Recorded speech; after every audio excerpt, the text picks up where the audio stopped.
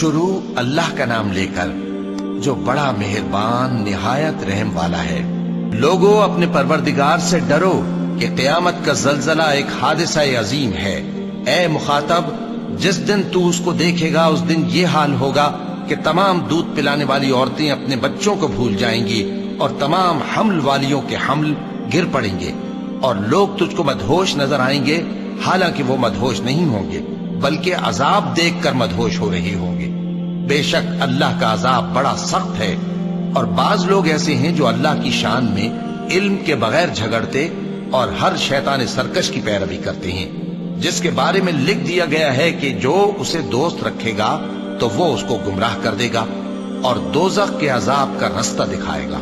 لوگوں، اگر تم کو مرنے کے بعد جی اٹھنے میں کچھ شک ہو تو ہم نے تم کو پہلی بار بھی تو پیدا کیا تھا، یعنی ابتدا میں مٹی سے، پھر اس سے نطفہ بنا کر، پھر اس سے خون کا لوتھڑا بنا کر، پھر اس سے بوٹی بنا کر جس کی بناوٹ کامل بھی ہوتی ہے اور ناقص بھی، تاکہ تم پر اپنی خالقیت ظاہر کر دیں۔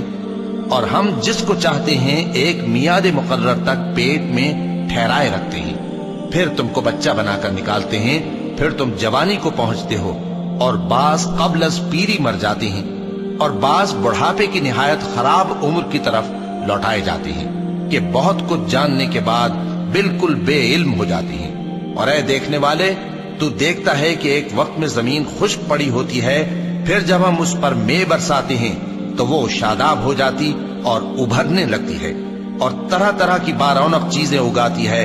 ان قدرتوں سے ظاہر ہے کہ اللہ ہی قادر مطلق ہے جو برحق ہے، اور یہ کہ وہ مردوں کو زندہ کر دیتا ہے، اور یہ کہ وہ ہر چیز پر قدرت رکھتا ہے، اور یہ کہ قیامت آنے والی ہے اس میں کچھ شک نہیں، اور یہ کہ اللہ سب لوگوں کو جو قبروں میں ہیں جلا اٹھائے گا۔ اور لوگوں میں کوئی ایسا بھی ہے جو اللہ کی شان میں بغیر علم کے اور بغیر ہدایت کے اور بغیر کتاب روشن کے جھگڑتا ہے اور تکبر سے گردن موڑ لیتا ہے تاکہ لوگوں کو اللہ کے رستے سے گمراہ کر دے۔ اس کے لیے دنیا میں ذلت ہے، اور قیامت کے دن ہم اسے عذاب آتش سوزاں کا مزہ چکھائیں گے۔ اے سرکش، یہ اس کفر کی سزا ہے جو تیرے ہاتھوں نے آگے بھیجا ہے، اور اللہ اپنے بندوں پر ظلم کرنے والا نہیں۔ اور لوگوں میں بعض ایسا بھی ہے جو کنارے پر کھڑا ہو کر اللہ کی عبادت کرتا ہے، اگر اس کو کوئی دنیاوی فائدہ پہنچے تو اس کے سبب مطمئن ہو جائے، اور اگر کوئی آفت پڑے تو منہ کے بل لوٹ جائے، یعنی پھر کافر ہو جائے۔ اس نے دنیا میں بھی نقصان اٹھایا اور آخرت میں بھی، یہی تو صاف نقصان ہے۔ یہ اللہ کے سوا ایسی چیز کو پکارتا ہے جو نہ اسے نقصان پہنچائے اور نہ فائدہ دے سکے، یہی تو پرلے درجے کی گمراہی ہے۔ بلکہ ایسے شخص کو پکارتا ہے جس کا نقصان فائدے سے زیادہ قریب ہے۔ ایسا دوست بھی برا اور ایسا ساتھی بھی برا۔ جو لوگ ایمان لائے اور عمل نیک کرتے رہے، اللہ ان کو بہشتوں میں داخل کرے گا جن کے نیچے نہریں بہ رہی ہیں۔ کچھ شک نہیں کہ اللہ جو چاہتا ہے کرتا ہے۔ جو شخص یہ گمان کرتا ہو کہ اللہ اس کو دنیا اور آخرت میں مدد نہیں دے گا، تو اس کو چاہیے کہ اوپر کی طرف یعنی اپنے گھر کی چھت میں ایک رسی باندھے، پھر اس سے اپنا گلا گھونٹ لے، پھر دیکھے کہ آیا یہ تدبیر اس کے غصے کو دور کر دیتی ہے۔ اور اسی طرح ہم نے اس قرآن کو اتارا جس کی تمام باتیں کھلی ہوئی ہیں، اور یہ یاد رکھو کہ اللہ جس کو چاہتا ہے ہدایت دیتا ہے۔ جو لوگ مومن یعنی مسلمان ہیں اور جو یہودی ہیں اور ستارہ پرست اور عیسائی اور مجوسی اور مشرک، اللہ ان سب میں قیامت کے دن فیصلہ کر دے گا۔ بے شک اللہ ہر چیز سے باخبر ہے۔ کیا تم نے نہیں دیکھا کہ جو مخلوق آسمانوں میں ہے اور جو زمین میں ہے، اور سورج اور چاند اور ستارے اور پہاڑ اور درخت اور چوپائے اور بہت سے انسان اللہ کو سجدہ کرتے ہیں، اور بہت سے ایسے ہیں جن پر عذاب ثابت ہو چکا ہے، اور جس شخص کو اللہ ذلیل کرے اس کو کوئی عزت دینے والا نہیں۔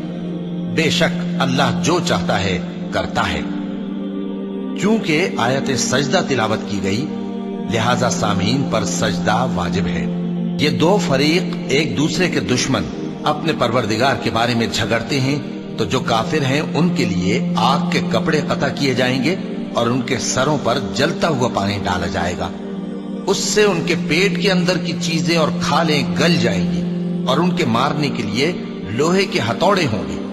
جب وہ چاہیں گے کہ اس رنج و تکلیف کی وجہ سے دوزخ سے نکل جائیں تو پھر اسی میں لوٹا دیے جائیں گے اور کہا جائے گا کہ جلنے کے عذاب کا مزہ چکھتے رہو۔ جو لوگ ایمان لائے اور عمل نیک کرتے رہے اللہ ان کو بہشتوں میں داخل کرے گا جن کے تلے نہریں بہ رہی ہیں، وہاں ان کو سونے کے کنگن پہنائے جائیں گے اور موتی، اور وہاں ان کا لباس ریشمی ہوگا، اور ان کو اچھی بات کی طرف رہنمائی کی گئی اور خوبیوں والے مالک کی راہ بتائی گئی۔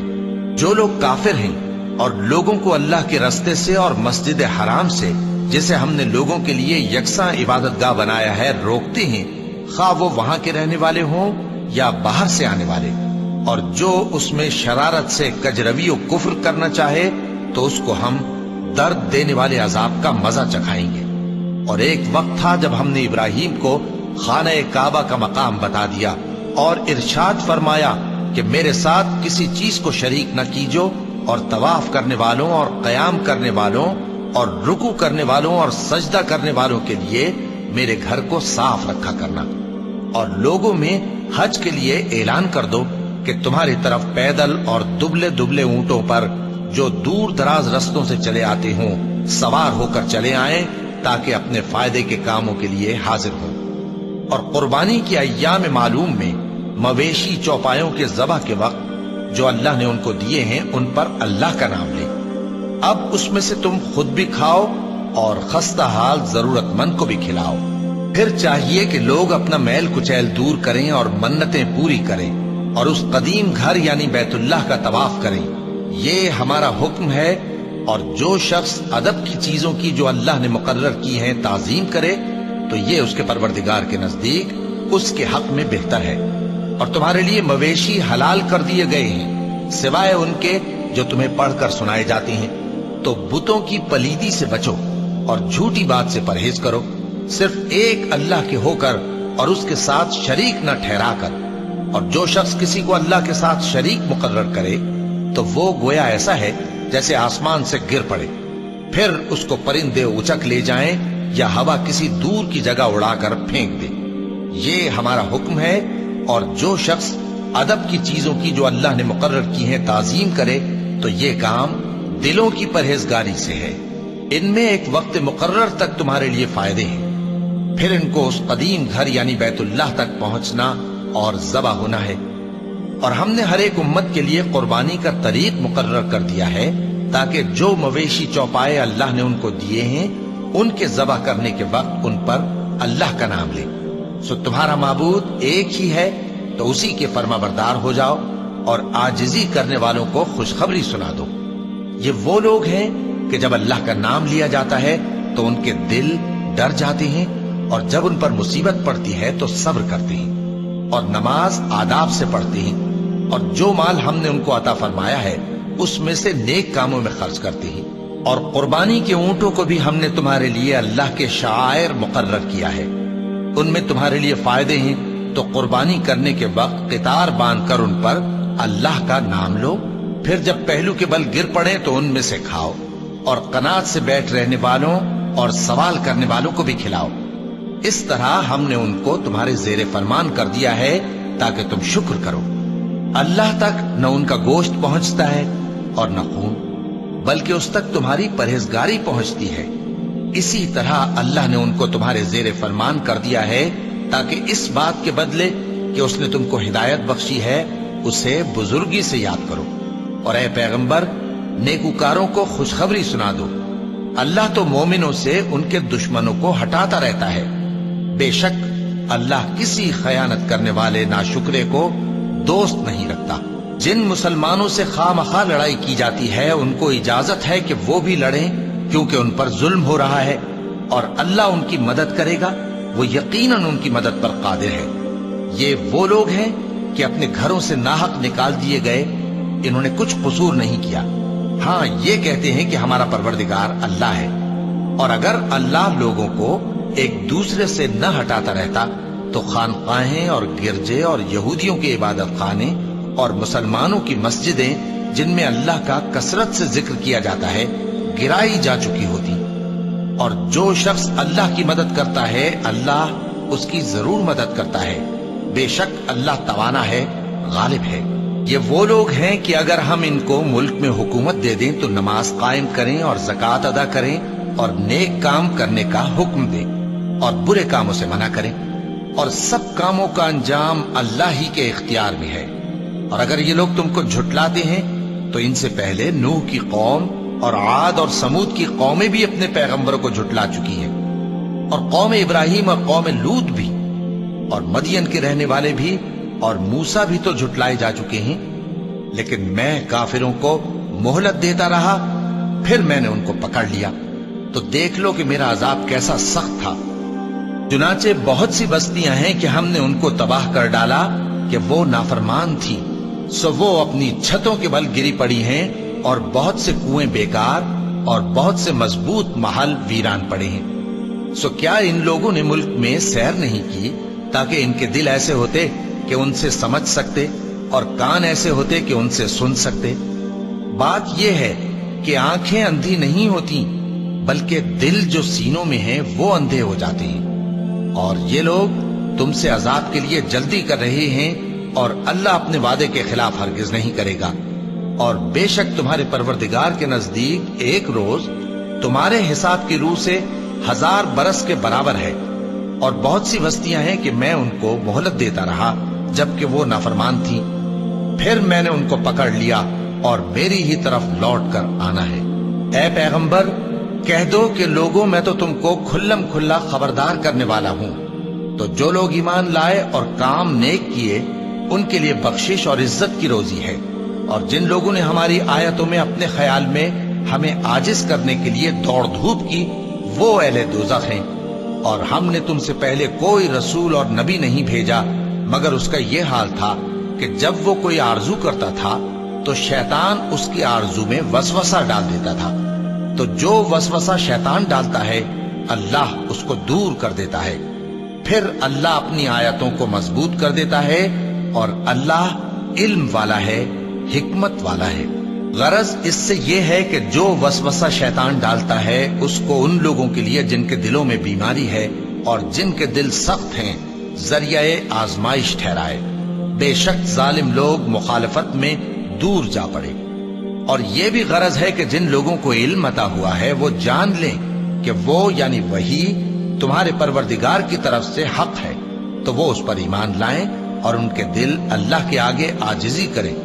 اور جو لوگ ایمان لائے ہیں اللہ ان کو سیدھے رستے کی طرف ہدایت کرتا ہے، اور کافر لوگ ہمیشہ اس کی طرف سے شک میں رہیں گے، یہاں تک کہ قیامت ان پر ناگہاں آ جائے یا ایک نامبارک دن کا عذاب ان پر آ واقع ہو۔